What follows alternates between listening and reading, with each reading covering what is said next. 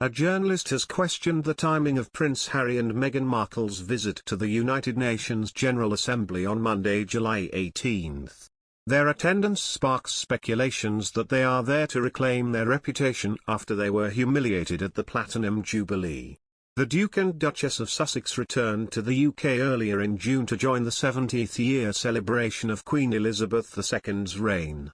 They attended one public engagement, the Thanksgiving service at St. Paul's Cathedral, where the public greeted them with a mix of boos and cheers. It is said that they had a frosty welcome from the royal family.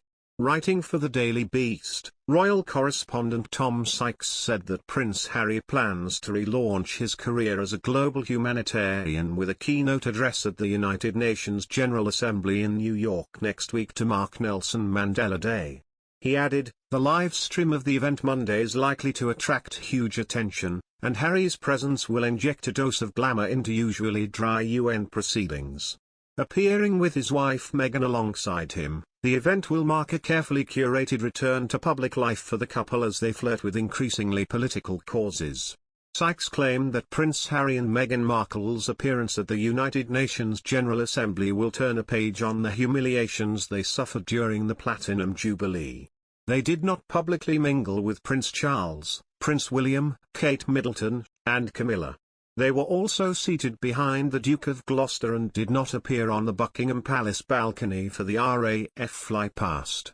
For next week's assembly, the Duke of Sussex will reportedly deliver a speech about world hunger and climate change. The announcement has left others questioning his influence on people and why he was invited to make the speech, especially concerning poverty, when he lives in a 9-bedroom mansion in Montecito, Santa Barbara, California. Next week's appearance at the United Nations General Assembly will mark the second such engagement for Prince Harry and Meghan Markle. They also attended the event in September 2021 but did not give a speech. The Deputy Secretary-General of the UN, Amina J. Mohammed, later tweeted that they had a conversation about various issues. The reactions quickly followed after the announcement of the couple's second public engagement after the Platinum Jubilee.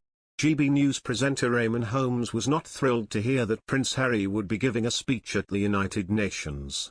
He asked, "How has Prince Harry been invited to the United Nations?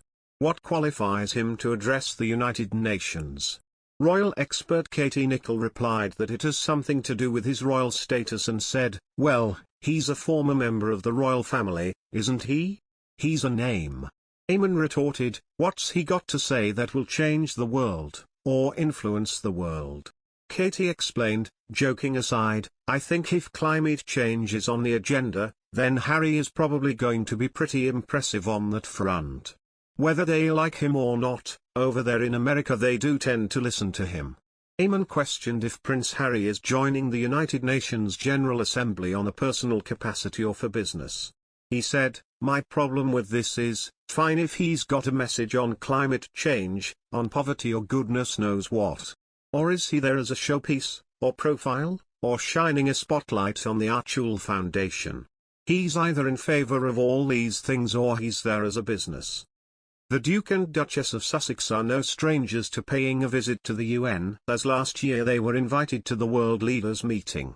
Though they didn't speak at last year's event, Markle previously served as the keynote speaker at the UN Women's Conference on International Women's Day in 2015.